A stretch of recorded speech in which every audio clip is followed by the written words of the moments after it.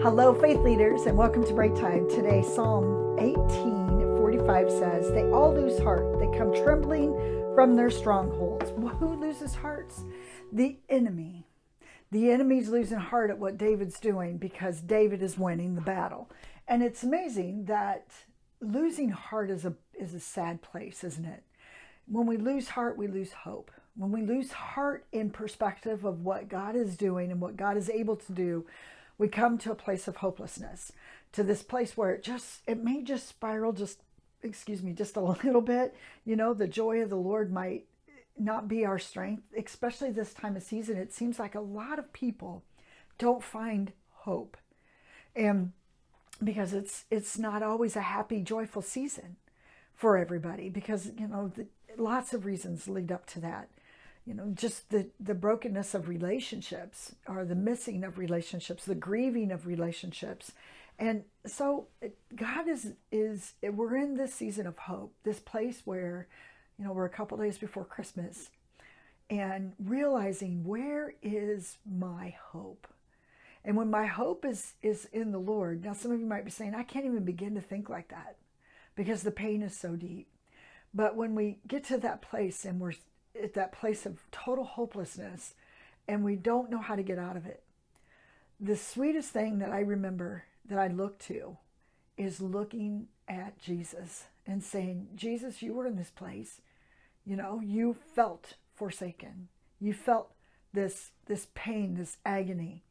And so come to my rescue and give me spotlights of hope where I can begin to see you, when I begin to see your eternal perspective, that you are still alive, and he is so alive. But when we begin to get in that spiral effect of losing hope, I think it's at that moment we begin to think, okay, what am I looking at? Where am I going for what I'm hoping for? What am I looking to hope for? And Jesus knows what it's like to feel that hopelessness. But yet he did, and he didn't sin. He's not saying don't sin. He's saying, look to me. Look to me, the author and the perfecter of your faith.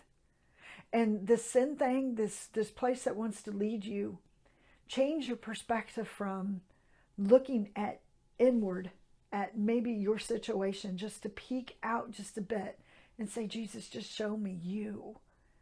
Show me this eternal perspective. Often hopelessness is because we've gone inward and the situation has become so heavy that we can't see even a glimmer of hope because our perspective is today.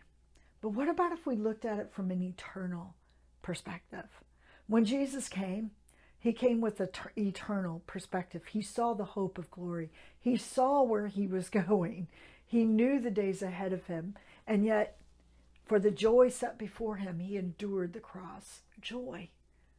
In the midst of persecution, in the midst of the cross, Jesus found this. And he wants to give it away as a gift to you and to me. This thing called joy in the midst of maybe some hopeless situations out there. Know that he is pursuing you because he loves you and his eyes are on you. And so, do you need him? Do you need him? Open your hands and say, yes, I don't know where else to go but to you. And you are my hope. Place your hope there. You, my friends, have a very